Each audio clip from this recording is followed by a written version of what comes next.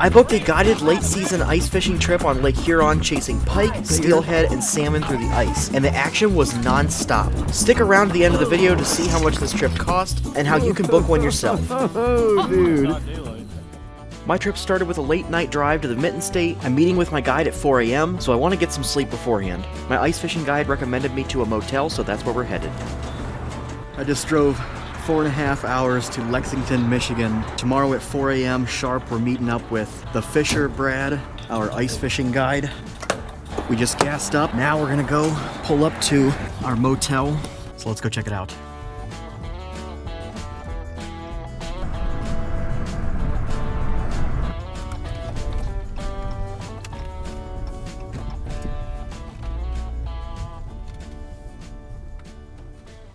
This place is called the Lilypad. It's a little renovated motel. Let's go take a tour of the place.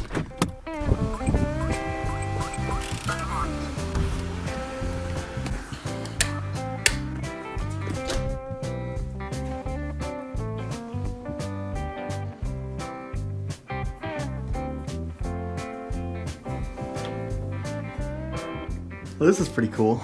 I got the room called Open Waters. It's just a bed, TV, Keurig. They do have some coffee things here and some chips. And of course the microwave and a little mini fridge.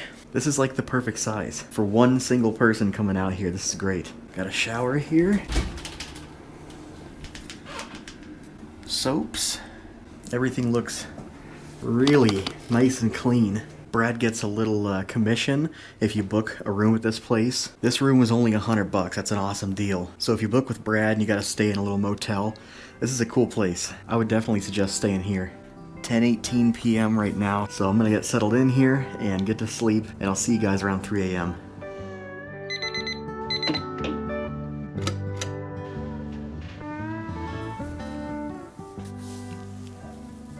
That was a cozy bed.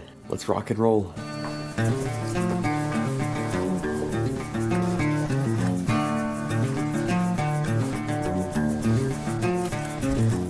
I was gonna have a cup of coffee, but I cannot figure out how to get that Keurig to work. That's okay. It's 3:30 right now, so it's about time to roll out. It's probably too dark to film any driving right now, so I'll see you guys at the dock.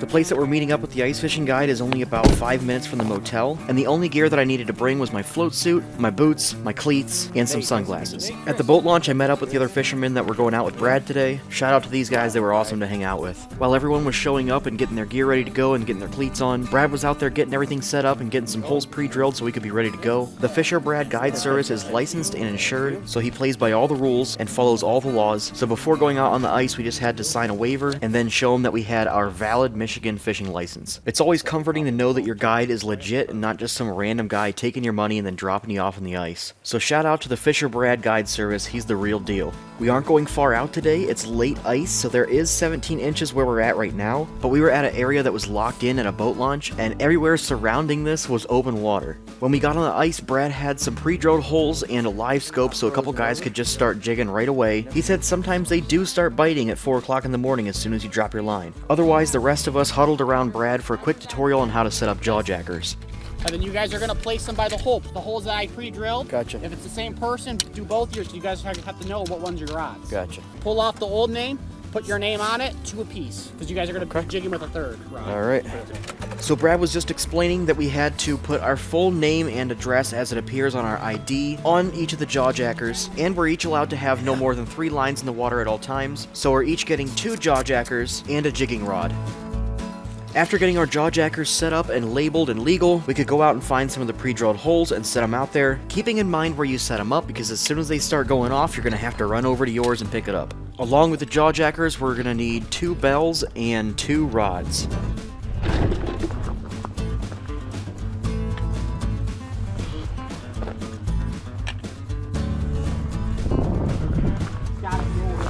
If you've never used a jawjacker before, that's no problem. Brad walked everybody through the process of how it works, and he even went around and helped everybody get theirs set up. By law, you have to bait your own jawjacker and put the bait in the water, but he'll teach you how to do everything, and then you can do it yourself. It's an easy tool to learn how to use, and once you use one of these, it's going to make you want to buy one for yourself. Once you got your jawjacker set up, you can choose a place to jig, whether it's outside or in one of the giant shanties with a heater, where it's nice and cozy inside. But I learned right away not to get too comfortable, because as soon as I got settled in, my jawjacker went off.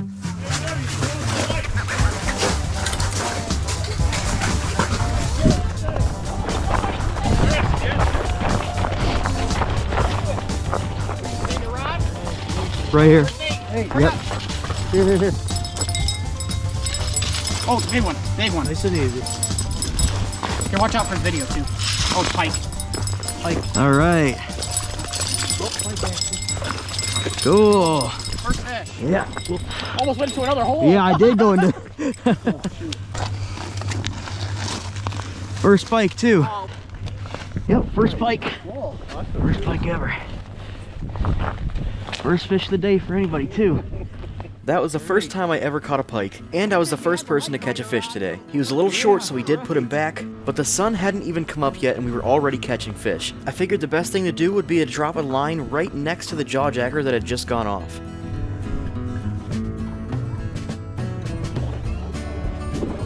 Got one. Oh, heck yeah. Heck yeah. Pike. There we go. All right. Cool. Second one. You love them. Yep. Pretty much right away, I got the second catch of the day, and it was another small pike. Possibly even the same pike that we just caught a few minutes ago. Brad always makes sure to get some pictures when you're catching fish, so if you don't get a chance to get your phone out and take a picture, he's got you covered. Just like the other one, he was a little short, so we did end up sending him back. And then it was about time for somebody else to get in on the action. Grab it. Oh, that's a monster pike. That's like a 3-foot pike. Oh my god.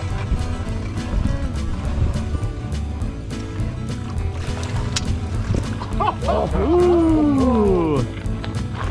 What an awesome catch, a giant, beautiful pike. There were a lot of pike biting today. In fact, right after this one, there were 2 smaller pike that set off some jawjackers. And even though they were small, it was still really fun to watch people catch them, because every time you heard one of those bells go off, everyone would start running towards the jawjacker to see what was on the end of the line, because you knew that eventually something big would come along, just like this. Is that yours?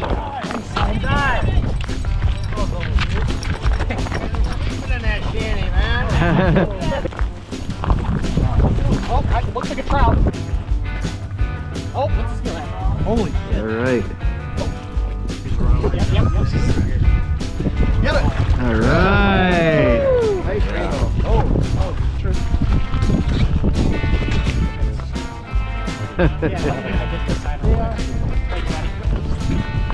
Beautiful. That was an awesome catch. Besides the non-stop action, something I loved about this trip was the reaction that Brad had every time a bell went off. He'd always get everybody's hearts pumping, because when he heard a bell, he would start yelling and screaming, trying to get the attention of whoever's jawjacker was going off.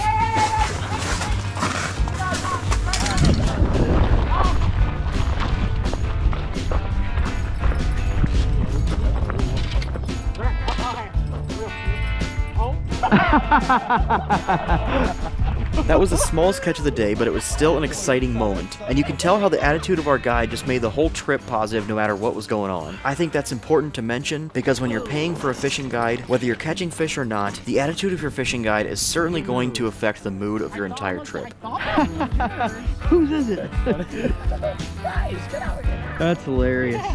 This was my 3rd pike of the day. None of them have been keeping size, but they're really fun to catch. All right. Let's go. After sending that guy back, I loaded my jawjacker up with another large minnow, and then within minutes, I got the biggest fish of the day on the line. Ooh, it's a big one. Big one. Oh, hell yeah.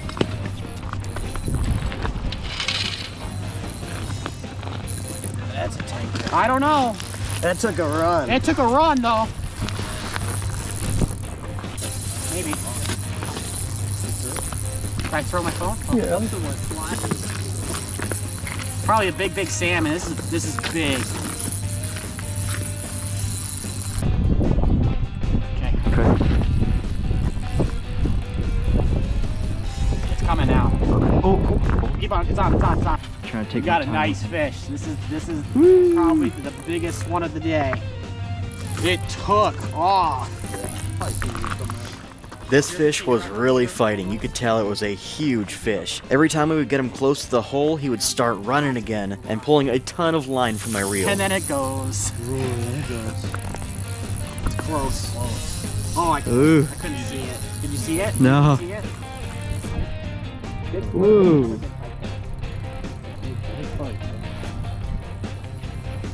Ooh. At this point, we figured out that it was a giant pike, even bigger than the huge one that we caught earlier in the day. Brad thinks that this one could be master angler size. You don't like that. Yeah, we got a big. Okay, you just gotta get his head. It's a big fish. It's a big fish. Okay.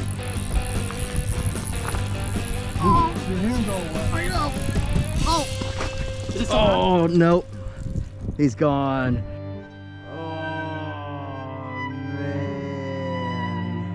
I'm sorry. That's all right.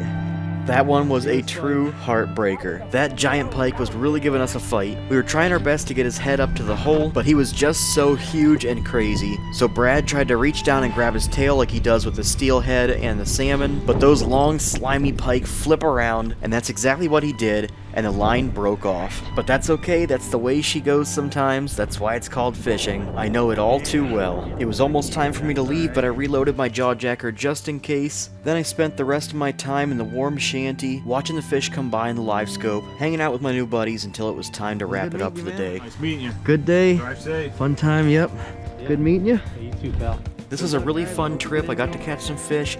I think it was a great way to spend what was likely my last opportunity to get on the ice this year. I couldn't be more happy with my choice of guide, so shout out to the Fisher Brad Guide Service. He does hard water and soft water fishing guides. I will definitely be returning to him. If you're curious about pricing, for the fishing guide it was $300 for 5 hours, $375 for 7.5 hours, or $425 to fish from sun up until sundown. For the Lilypad motel room, the room I got was $100, but it looks like the most you're going to pay there is about $135, depending on the season. And I will put links to the motel and the guide service in the description below. I did catch some fish today, but I didn't bring any home, so I had to stop at my local secret honey hole because I never go home empty-handed. 2 fillet of fish, please.